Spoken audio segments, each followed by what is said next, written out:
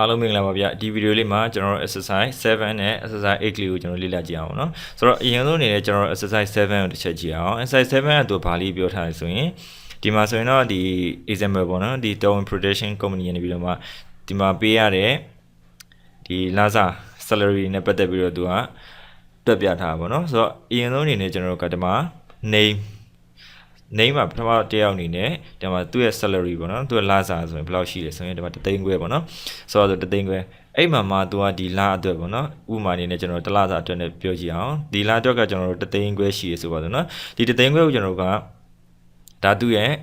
number salary ပေါ့နော်ပုံမှန်လစာအဲ့ဒါမှသူကဒီ overtime တွေဆင်းရတဲ့အခါမျိုးရှိရပါတော့ overtime ဆင်းရတယ်ဆိုရင်ကျွန်တော်ဒီ overtime ကိုဘယ်လောက်လဲဆိုတော့သူကနိုင်နဲ့သူကပေးတာဆိုတော့ဒီမှာသူဒီတလစာအတွက်ကသူ overtime ဒါကဒီမှာ10 hour ရှိရပါတော့ဒီ10 hour ဆိုရင်တော့သူ့ရဲ့ rate ကဘယ်လောက်နဲ့ပေးထားလဲဆိုရင်ဒီဆင်းရတဲ့ overtime ကတနာရီကိုသူ2000နဲ့ပေးတယ်ဆိုပါစို့ဒါဆိုရင်သူရဲ့ဒီ overtime ကမြောက်ကြည့်မယ်ဆိုရင်ကျွန်တော်ဒီမှာသူကဒီတလားစာအတွက်ကသူက10နာရီဆင်းရတာဖြစ်တဲ့အတွက်စစ်စုပေါင်းဆိုဘယ်လောက်ရှိမလဲဆိုတော့2000ရှိမယ်ပေါ့နော်ဒါကျွန်တော်ဒီ overtime နဲ့ပတ်သက်ပြီးတော့ကျွန်တော်ကြည့်မယ်ဆိုရင်အဲ့လောက်ရှိမယ်ပေါ့အဲ့ဒါတစ်ခုနောက်တစ်ခုကဘာလဲဆိုရင်ကျွန်တော်ဒီမှာ traveling charges ပေါ့နော် traveling charges ကကြောင့် key စိတ်ကိုပြောတာနော် key စိတ်တချို့လုပ်ငန်းတွေကဒီ key ပဲထွက်ရတာမျိုးရှိရယ်ဆိုတော့အဲ့ဟာကိုဒီဝန်ထမ်းတွေကိုသူက key စိတ်ဒီပေးရရှိရယ်ဆိုတော့ဒီမှာကျတော့သူ့ key စိတ်က3000အနေနဲ့သတ်မှတ်ထားပြီးရပေါ့နော်ဆိုပါစို့အဲ့ဒါကမှဘာရှိအောင်မလဲဆိုရင်ဒီမှာသူက time late ပေါ့နော် time late ရဲ့အတိတ်ပဲသူကနှောက်ကြကြီးကောက်တော့ပေါ့ဆိုတော့အလုပ်တက်တဲ့အချိန်ကနှောက်ကြတယ်ဆိုရင်သူက dan ပေးထားပါပေါ့နော် deduction လုပ်ထားပါပေါ့ဆိုတော့အဲ့နေရာမှာသူကတနာရီသူကလည်းနာရီ overtime ပုံစံမျိုးပဲနာရီနဲ့သူကသတ်မှတ်တယ်ပေါ့နော်ကို9မိနစ်နောက်ကြလဲတနာရီစာယူမှာပဲလေ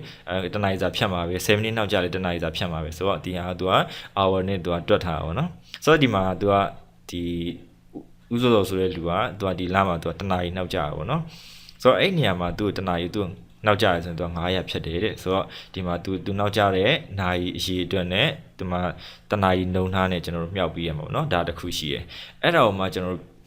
ဒီအားလုံးဒီ3ခုဒီဟာပြန်ကြည့်မယ်ဆိုရင်သူကဘယ်လိုလဲဆိုတော့ဒီသူ့ရဲ့ပုံမှန် normal လစာရှိမယ်အဲ့ဒါကိုမှကျွန်တော်တို့က overtime ဒီ overtime ရဲ့တန်ဖိုးနဲ့ကျွန်တော်တို့ပေါင်းပေးရမှာเนาะပုံမှန်လစာရဲ့အချိန်မူကြီးရဲ့ကျွန်တော်တို့ပေါင်းမယ်ပြီးတော့တဲ့ခါကျတော့သူ့ပေးရတဲ့ဒီ charges ပေါ့ traveling charges ပေါ့เนาะ key စိတ်သူကထုတ်ပေးရမျိုးရှိရဆိုတော့ဒါ key စိတ်ဒါကိုကျွန်တော်တို့ကထပ်ပေါင်းမယ်နောက်တစ်ခေါက်အဲ့တော့မှကျွန်တော်တို့ကဒီမှာဆိုရင်ကျွန်တော်နှုတ်เสียရှိရတဲ့ခုပဲရှိရဘာလဲဆိုရင်နောက်ကြကြီးပေါ့เนาะဒီကျွန်တော်တို့ရှေ့ရပေါင်းခဲ့တဲ့3ခုတန်ဖိုးတွေကနေမှာဒီမှာနှုတ်ကြကြီးကိုကျွန်တော်တို့နှုတ်လိုက်မယ်ဆိုရင်သူ့ရဲ့ net salary ပေါ့เนาะဒီအတတင်လစာကိုကျွန်တော်တို့ရမယ်ပေါ့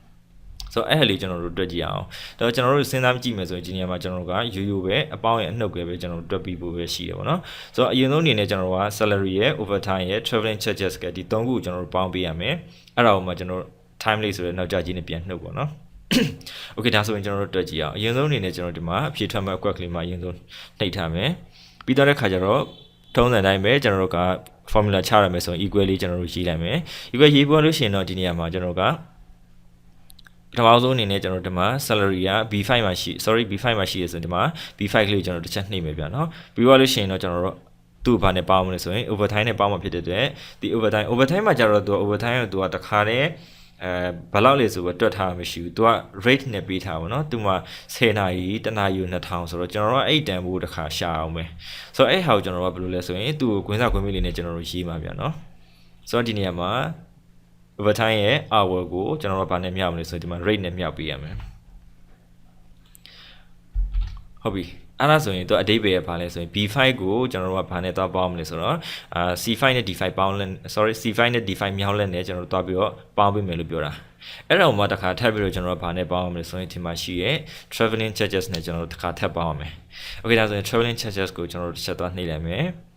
ပြီးတော့တဲ့ခါကျတော့ကျွန်တော်တို့ကဘာလုပ်ရမလဲဆိုရင်ကျွန်တော်တို့ကဒီ time late ကိုနှုတ်ပေးရမှာပေါ့နော်နောက်ကြကြီးကိုကျွန်တော်တို့ကဖြတ်တာဖြစ်တဲ့အတွက်အဲ့ဟာကိုကျွန်တော်တို့ကနှုတ်ပေးရမယ်နှုတ်မယ်ဆိုတော့ကျွန်တော်အနှုတ်ကလေးထည့်လိုက်မယ်အဲ့ဒါကိုကျွန်တော်တို့ကဒီမှာလဲကျွန်တော်တို့ကရှေ့ရကျွန်တော် overtime ပုံစံမျိုးပဲကျွန်တော်တို့ဒီမှာခွင်းစားခွင်းနဲ့ရေးပြီးမှရမယ်ဘာဖြစ်လဲဆိုတော့ तू ကဘယ်လောက်ပါလဲလို့ तू ပြောထားမှာမဟုတ် तू မှာနာရီနဲ့ तू ပြောထားတယ်တနာရီဘယ်လောက်လဲဆိုတော့ तू ပြောထားတယ်အဲ့တော့အဲ့နာရီက तू ကတနာရီဖြစ်ရင်လည်းဖြစ်မယ်3နာရီဖြစ်ရင်လည်းဖြစ်မယ်5နာရီဖြစ်ရင်လည်းဖြစ်မယ်မတူဘူးပေါ့နော်အဲ့တော့ကိုကျွန်တော်တို့ကအဲ့တန်ဖိုးတက်ထုတ်ပေးရမှာဖြစ်တဲ့အတွက်ကျွန်တော်တို့ခွင်းစားခွင်းပြီးနေရေးပေးဖို့လိုတယ်ဆိုတော့အဲ့ဟာကိုကျွန်တော်တို့ကဘာနဲ့တော့မြောက်မလဲဆိုရင်ဒီမှာ rate နဲ့မြောက်ပေးမယ် Okay အဲ့လေးကြည့်ပြီးတော့နားလည်မယ်ထင်ပါတယ်ဗျဒါဆိုရင်ကျွန်တော် keyboard ကနေကျွန်တော် enter ခောက်လိုက်မယ်ဆိုရင်အဖြေဒီသူက3,900,2500ပေါ့နော်ဆိုတော့ပြန်ပြီးတော့စဉ်းစားကြည့်မယ်ဆိုရင်ကြည့်ကြည့်ပါသူ့ရဲ့လစာဒီ3,500,000ရှိရပေါ့နော်3,500,000ဒီမှာကျတော့ overtime ကိုသူက2,000ရဆိုတော့3,900,000 3,900,000မှာဒီမှာကျွန်တော်တို့က2,000ထပ်ပေါင်းတယ်ပေါ့နော်3,900,000 sorry ဒီမှာ3,000ဖြစ်တဲ့အတွက်3,900,000 3,000ကျွန်တော်တို့ရမယ်ပေါ့နော်ရတဲ့ရှိရအဲ့လောက်ရှိရအဲ့ဒါမှသူနောက်ကျတာ900ဖြစ်တဲ့အတွက်ခုနကျွန်တော်တို့မြောက်လိုက်တဲ့ sorry ဒီရှေ့ရ3ခုပေါင်းလိုက်တဲ့3,900,000 3,000တွေကနေမလို့ပါဒီမှာ900ကိုကျွန်တော်တို့နှုတ်မယ်ဆိုရင်3,900,000 2,500ကျွန်တော်တို့ဒီအတတင်ရမယ်ပေါ့နော် net salary ထွက်မယ်ပေါ့ဆိုတော့ကျန်တဲ့ဒီအောက်မှာတကယ်လို့50ရောက်ရှိသေးတယ်ဆိုရင်လည်းအဲ့တိုင်းပဲကျွန်တော်တို့က formula copy လေးကျွန်တော်တို့ဆွဲချလိုက်ရုံပဲဒါဆိုရင်ဒီမှာကျွန်တော်တို့ကတယောက်ချင်းစီရဲ့ဒီပေးရမယ့်တန်ဖိုးပေါ့နော်ဒါလုပ်ငန်းရှင်ဘက်ကကြည့်မယ်ဆိုရင်သူကပေးရမယ့်တန်ဖိုးတကယ်လို့ဒီလောသမားဘက်ကကြည့်မယ်ဆိုရင်တော့ဒါရမယ့်တန်ဖိုးပေါ့နော်โอเคဒါဆိုရင်ကျွန်တော်တို့ဒီမှာတယောက်ချင်းစီရဲ့တန်ဖိုးတွေထွက်လာပြီဆိုရင်စုစုပေါင်းပေါ့နော်ဒီလအတွက်ကို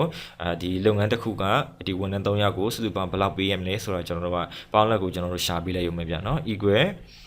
sum formula လေးကျွန်တော်တို့ခေါ်မယ်ကွင်းစားလုပ်လိုက်မယ်ပြီးရင်3ခွက်ကိုဆက်လက်ဆွဲပြီးနှိပ်လိုက်မယ်ပြီးတော့နော်ကွင်းပြန်ပေးပြီးတော့ကျွန်တော်တို့ enter ခောက်ပေးလိုက်ရုံပဲ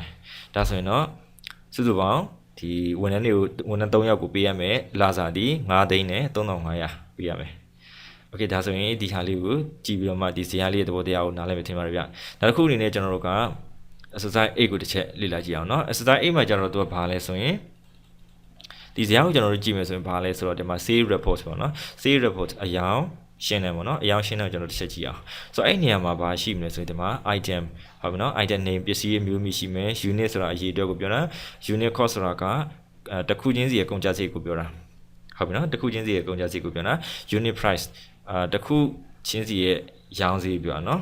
နောက်တစ်ခုကကျွန်တော် total sales ရှိမယ် total cost အဲ့ဒါစုစုပေါင်းရောင်းရငွေရဲ့စုစုပေါင်းကုန်ကျစရိတ်ကပြီး profit ဆိုတာရှိမယ်ပေါ့နော်Okay ဒီပြီးတော့တဲ့ခါကျတော့သူက percentage ရှာပေးပါတဲ့ပြောထားတာเนาะဒီမှာဆိုရင်အောက်မှာ total profit တွေရှာခိုင်းတယ် max profit တို့ minimum profit တို့ average profit တို့အဲ့ဒါလေးတွေရှာခိုင်းတယ်ပေါ့ဆိုတော့ maximum profit နဲ့ minimum profit ရှာတော့ဟုတ်တယ် average profit ကကျတော့တကယ်လက်တွေ့မှာဆိုရင် average profit ဆိုတာတော့ရှာတာတော့မရှိပါဘူးเนาะဒါပေမဲ့ तू ကအဓိကတော့ဘာလဲဆိုရင် average ကို average ဒီပါဗောနော်ပြမြောက်ဘယ်လိုရှာမလဲဆိုတာလေးကို तू ကတိသွားအောင်ဒါလေးကျွန်တော်တို့အဲ့လိုထည့်ပေးထားပါဗောနော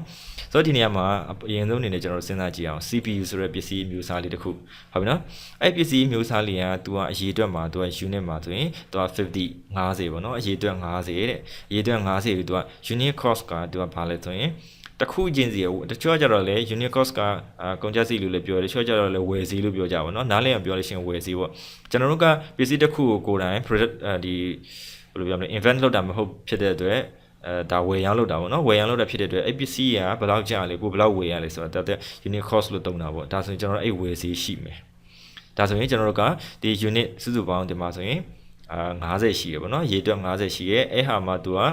ဒီမှာ unit cost တစ်ခုချင်းစီရဲ့ကုန်ကျစရိတ်ဒီဘယ်လောက်လဲဆိုရင်ဒီမှာဆိုရင်6,000သူကပြောထားတယ်အဲ့တော့ CB တစ်ခုကိုကျွန်တော်တို့က6,000နဲ့ပေးဝေရတယ်အဓိပ္ပာယ်ကအဲ့လိုအဲ့ဒါကိုမှကျွန်တော်တို့က unit price ကျွန်တော်တို့ရောင်းရဲ့ဈေးကဘယ်လောက်လဲဆိုရင်6,000ခွဲနဲ့ကျွန်တော်တို့ပြန်ရောင်းတယ်ပေါ့နော်ဒါအလူလို့တာမဟုတ်ဖြစ်တဲ့အတွက်ဒီမှာအမျက်တင်ရောင်းထားပါတော့ဆိုတော့အဲ့နေရာမှာ6,000ရဲ့ဒီမှာရောင်းဈေးကပြန်ရောင်းတဲ့အခါကျတော့6,000ခွဲနဲ့ကျွန်တော်တို့ပြန်ရောင်းတယ်ဒါဆိုရင်ကျွန်တော်တို့ကရှင်းကြည့်မယ်ဆိုရင်ပစ္စည်းတစ်ခုပေါ်မှာကျွန်တော်တို့ကြည့်မယ်ဆိုရင်ဒီမှာ6,000ခွဲတွေကနေ6,000နှုတ်မယ်ဆိုရင်ကျွန်တော်တို့ကပစ္စည်းတစ်ခုပေါ်မှာ9,000အမြတ်ရှိမယ်ပေါ့ဆိုအကြမ်းမြင်အဲ့လိုတွက်လို့ရပါတယ်ဆိုတော့ဒီနေရာမှာကျွန်တော်တို့က total sale ကိုကျွန်တော်တို့ရှာမယ် total cost ကိုကျွန်တော်တို့ရှာမယ် total sale ရဲ့ date ကစုစုပေါင်းရောင်ရငွေကိုသူကပြောတာမှာဆိုတော့ဒီမှာသူကပစ္စည်းအမျိုးအစား50တခုချင်းစီဒီရှေ့မှာရှိတဲ့ဟာဒီတခုချင်းစီရဲ့တန်ဖိုးပြောပါနော်ဒီနောက်ကရှိတဲ့ဟာဒီဥမာရှေ့မှာ50ဆိုရင်50ရဲ့တန်ဖိုးโอเคဒီရှေ့မှာ100ရှိရဆိုရင်100ရဲ့တန်ဖိုးကျွန်တော်တို့ရှာခိုင်းတာဆိုတော့ဒီနေရာမှာကျွန်တော်တို့ဘယ်လိုရှာမလဲဆိုရင်အဲ့တော့ equally ကျွန်တော်တို့ခေါ်လိုက်မယ်ညီမချင်းပြီးတော့တစ်ခါကျတော့ဘာနဲ့မြောက်မလဲ total sale ဖြစ်တဲ့အတွက်ကျွန်တော်တို့ရောင်းလိုက်တဲ့ပစ္စည်း50ရဲ့တန်ဖိုးကဘယ်လောက်ရှိလဲဆိုရင်အရေးအတွက်50ကိုကျွန်တော်တို့ဘာနဲ့သွားမြောက်မလဲဆိုကျွန်တော်တို့တစ်ခုရောင်းစည်းနဲ့ကျွန်တော်တို့သွားမြောက်လိုက်မယ်ဒါဆိုရင်သူကဘယ်လောက်ထွက်မလဲဆိုတော့ဒီမှာ32သိန်းနဲ့9,000ကျွန်တော်တို့ထွက်မယ်ပေါ့နော်โอเคဒါကစုပေါင်းပစ္စည်း50ရဲ့တန်ဖိုးရောင်းရကိုရောင်းလိုက်တဲ့တန်ဖိုးကဒီလောက်ရတယ်ပေါ့နော်ဒါတခုဒီပစ္စည်းကိုကျွန်တော်တို့ကဝယ်ဈေးစုပေါင်းဘယ်လောက်ကျသွားလဲပေါ့ဒီ50ရโอเคဒါဆိုရင်တော့ကျွန်တော်တို့သူ့ဘာနဲ့မြောက်မလဲဆိုရင်အဲ့ဒီ50ကိုကျွန်တော်တို့ကဒီမှာကိုဝယ်ရတဲ့တခုတန်ဖိုးနဲ့ကျွန်တော်တို့မြောက်လိုက်မယ်ဒါဆိုရင်ကျွန်တော်တို့ကဘယ်လောက်ထွက်မလဲဆိုတော့330ပေါ့နော်330ကျွန်တော်တို့ထွက်မယ် Okay ဒါဆိုရင်ကျွန်တော်တို့ဒီမှာ profit တွက်ကြည့်အောင် profit တွက်ကြည့်မယ်ဆိုရင်ကျွန်တော်တို့ကဘယ်လိုတွက်မလဲဆိုတော့ဒီ50စာကိုပဲကျွန်တော်တို့တွက်တော့မယ်ပေါ့နော်တစ်ခုချင်းစီကိုကျွန်တော်တို့အမြင်နဲ့ကျွန်တော်တို့ကြည့်မယ်ဆိုရင်6000ခွဲနဲ့ရောင်းနေဒါကိုကျွန်တော်တို့က6000နဲ့ဝယ်ရတယ်ဆိုရင်9000မြတ်မယ်ဟုတ်ပြီနော်ဒါကကျွန်တော်တို့ကတစ်ခုချင်းစီကိုကျွန်တော်တို့လိုချင်တာမဟုတ်ဘူးသူကဒီ50ပေါ်မှာမူတည်ပြီးတော့သူကတွက်ခိုင်းတာအဲ့တော့ကိုကျွန်တော်တို့ဒီ50နဲ့ပဲကျွန်တော်တို့တွက်ပေးရမယ်ဒါဆိုရင်ကျွန်တော်တို့ကခြားနာချင်းလုပ်တဲ့အခါကျရင်ဒီ total နှစ်ကွက်ကိုပဲကျွန်တော်တို့ခြားနာချင်းလုပ်ပေးရမယ်ဆိုတော့sorry ဒီအဖြစ်ထွက်မဲ့ကွက်မှာရင်ဆိုတစ်ချက်နှိပ်မယ်နှိပ်ပြီးသွားလို့ရှိရင်တော့ကျွန်တော်တို့ရောင်းလိုက်တဲ့တန်ဖိုးတွေကနေပြီးတော့မှဘာအောင်သွားနှုတ်မလဲဆိုရင်စုစုပေါင်းဝယ်စီတန်ဖိုးကိုကျွန်တော်တို့နှုတ်ပေးလိုက်ရုံပဲ sorry နှုတ်လေးကျွန်တော်တို့ထည့်လိုက်မယ်ပြီးတော့ total cost ကိုကျွန်တော်တို့နှုတ်လိုက်မယ်ဒါဆိုရင်ဒီမှာအဲ့ပစ္စည်း50ကိုကျွန်တော်တို့အကုန်လုံးထုတ်ရောင်းပြီးတဲ့အခါကျတော့အမြတ်ဘယ်လောက်ရှိမလဲဆိုရင်ဒီမှာ2သိန်းခွဲရှိမယ်အဲ့လိုပြောချင်တာပါနော်ဒါပြန်ပြီးတော့စဉ်းစားကြည့်ပါနော်ဒီမှာဆိုရင်ကျွန်တော်တို့က9000မြတ်မယ်လို့ပြောတယ်လေ99လေး25ဆိုရင်ဒီမှာ2သိန်းခွဲ okay အဲ့လေးနားလည်မယ်ထင်တယ်ဒါကိုလည်းကျွန်တော်တို့ကဒီလို formula copy တွေကျွန်တော်တို့ဆွဲလို့ရတယ် okay နော်ဒါဆိုရင်ကျွန်တော်တို့ဒီမှာ50စာအတွက်ကိုကျွန်တော်အားလုံးတွက်ပြီးပြီဆိုရင်ကျွန်တော်တို့ကဒီမှာ percentage တွေရှာခိုင်းတယ်ပေါ့ percentage ရှာခိုင်းတယ်ဆိုရင်ကျွန်တော်တို့ကဥမာဒီပစ္စည်း3ခုရောင်းလိုက်တယ်ပေါ့နော်ရောင်းလိုက်တဲ့အခါကျတော့ဥမာဘယ်ပစ္စည်းရတော့ဖြင့်ရာခိုင်နှုန်းဘယ်လောက်မြတ်တယ်ဘယ်ပစ္စည်းရတော့ဖြင့်ရာခိုင်နှုန်းဘယ်လောက်မြတ်တယ်ပေါ့နော်အဲ့လေးကိုသူကပြစေချင်တာပြစေချင်တဲ့ဒီဇင်ဟာဒီ profit ကိုတွက်တာဘာနဲ့သွားတူလဲဆိုရှေ့မှာကျွန်တော်တို့တွက်ခဲ့တဲ့ဇင်ဟာတစ်ခုရှိရနော်ဘယ်ဟာလဲဆိုရင်ကျွန်တော်တို့ကျောင်းသားစီးရင်တွက်တဲ့နေရာမှာlist of student ပေါ့နော်အဲ့ list of student ဟုတ်ကဲ့ဒီ exercise စစ်ကဟာနဲ့သွားတူတယ်ဗျာနော်မသိရင်ရှေ့ရဟာလေးကိုပြန်ကြည့်ပါဆိုတော့ဒါလေးကိုကျွန်တော်တစ်ချက်ပြန်ပြီးတော့ပြောကြည့်မယ်အရင်ဆုံးအနေနဲ့ကျွန်တော်တို့က profit percent ရှာတော့မယ်ဆိုရင်ဘာသိရမလဲဆိုတော့ total profit ကိုကျွန်တော်တို့သိမှရမယ်အဲ့တော့အရင်ဆုံးအနေနဲ့ကျွန်တော်တို့ကဒီကွက်ကိုတွက်လို့မရသေးဘူးဘာလို့သွားတွက်ရမလဲဆိုတော့ total profit ကိုကျွန်တော်တို့တွက်ပေးရမယ်ဒီအောက်မှာသူရှာခိုင်းတဲ့ total profit ဆိုတာရှိပါတယ်နော်အဲ့ total profit လေးကိုကျွန်တော်တို့အရင်ဆုံးရှာပေးရမယ်ဆိုတော့ total လုပ်ဖို့တော့က equal ကျွန်တော်တို့ထည့်မယ်ပြီးတော့လို့ရှိရင်တော့ sum sum ထုံးစံအတိုင်းပဲကျွန်တော်တို့ပေါင်းမယ်ဆိုရင် sum formula လေးကျွန်တော်တို့သုံးမယ်ပြီးတော့ရင်တော့ green လေးစလိုက်တယ်ပြီးတော့ရင်ဗာလဲဆိုရင်ဘယ်ကနေဘယ်ထိကျွန်တော်တို့ပေါင်းမလဲဆိုရင်ကိုကဒီ h4 ကနေစပြီးတော့ကျွန်တော်တို့ဒီ x6 အထိပေါ့နော်အဲ့ဒီကျွန်တော်ပေါင်းမယ်ဆိုရင် h4 to h6 ပေါ့နော်ဒါလေးကျွန်တော်တို့ဆက်လက်ပေးလိုက်ရုံပဲပြီးတော့ရင်တော့ကျွန်တော်တို့ green ပြပေးပြီးတော့ enter ခောက်ပေးလိုက်မယ်ဒါဆိုရင်ဒီမှာ total profit ဒီဇင်ရတစ်ခုလုံးရဲ့အမြတ်စုစုပေါင်း PPC 3ခုရဲ့စုစုပေါင်းအမြတ်ဒီဘယ်လောက်ရှိမလဲဆိုဒီမှာ3သိန်းခွဲရှိမယ်ပေါ့ဆိုပါစို့ Okay ဒီ total profit ကိုကျွန်တော်တို့ရပြီးသွားတဲ့အခါကျမှဒီမှာ percentage ကိုကျွန်တော်တို့ပြန်ရှာပြလို့ရမယ်ဟုတ်ပြီနော်အဲ့တော့ဒါလေးကိုကျွန်တော်တို့ဒီမှာအရင်ဆုံးအနေနဲ့ဘယ်လိုရှာရမလဲဆိုရင်ပစ္စည်းတစ်ခုချင်းစီရဲ့ percentage ကိုရှာခြင်းလဲဆိုရင်ဒီ APC တစ်ခုကိုတီးပြီးတော့စုစုပေါင်းနဲ့စားပေးရမယ်အရေအတွက်ကိုတီးပြီးတော့စုစုပေါင်းနဲ့စားပေးရမယ်ဆိုတော့ဒါလေးကိုကျွန်တော်တို့ကဒီ total profit ပေါ့နော်ဆိုတော့ဒီနေရာဒီအကွက်ပေါ့နော်ဒီအကွက်ဒီဘာဖြစ်မလဲဆိုတော့ဒီမှာCH ဖြစ်မယ်ပေါ့နော် CH ကိုကျွန်တော်တို့ကဒီကျန်တဲ့အကွက်တွေရှိသေးလေဒါလေးကိုကျွန်တော်တို့က formula copy လေးဆွဲချချင်တာဒါဆိုရင်တော့အရှိမကျွန်တော်တို့သင်ခန်းစာတွေပြောခဲ့တာအများကြီးရှိရနော်အဲဒီအကွက်ကိုပုံတည်ထားခြင်းနဲ့ဆိုရင်ကျွန်တော်တို့ကဒီတိုင်း CH လို့ကျွန်တော်တို့ရေးလို့မရဘူးသူရှေ့မှာကျွန်တော်တို့က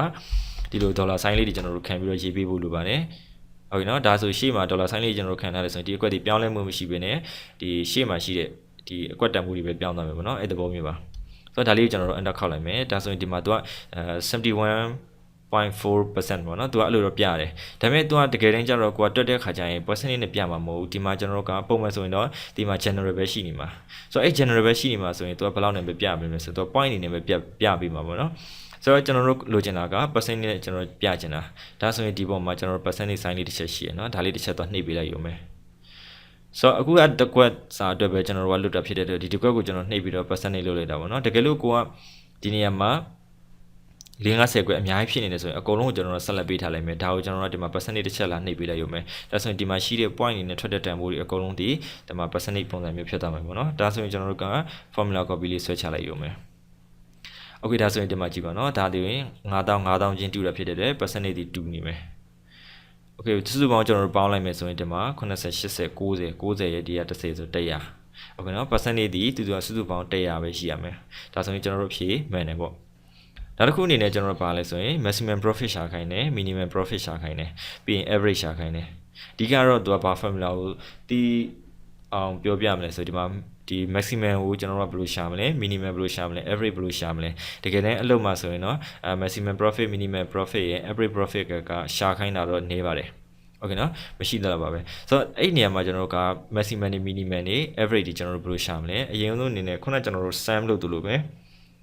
ဖြည့်ထွက်မဲ့ကွက်မှာတစ်ချက်နှိပ်တယ် equal လေးကျွန်တော်တို့ခေါ်လိုက်မယ်ပြီးတော့ရင်တော့အခု maximum ဖြစ်တဲ့အတွက် max okay နော် max ဆိုတဲ့ formula လေးကျွန်တော်တို့သုံးမယ်အဲ့ဒါမှ queen လေးစလိုက်မယ် okay အဲ့ထဲမှာကျွန်တော်တို့ကဒီအမြတ်3ခုတည်းမှာ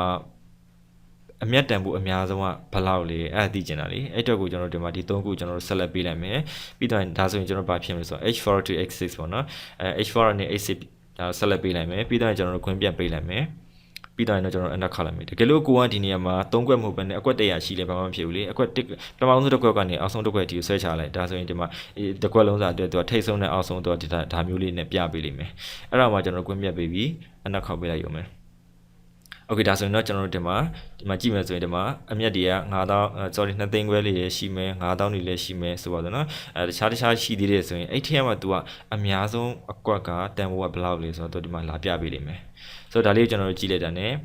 ဒီပစ္စည်းအားလုံးထဲမှာအမြတ်အများဆုံးကဘယ်လောက်လဲဆိုတော့ဒီမှာ2သိန်းခွဲဆိုတဲ့အမြတ်ကအများဆုံးဖြစ်နေတော့ကျွန်တော်တွေ့ရမှာပေါ့နော်နောက်တစ်ခုအနေနဲ့ကျွန်တော်ဒီမှာ maximum sorry minimum နောက်တစ်ခုက minimum လည်းအဲ့တိုင်းပါပဲကျွန်တော်တို့ဒီ သုံးရမယ့် formula လေးကကျွန်တော်တို့ min ဆိုတဲ့ formula လေးပေါ့နော်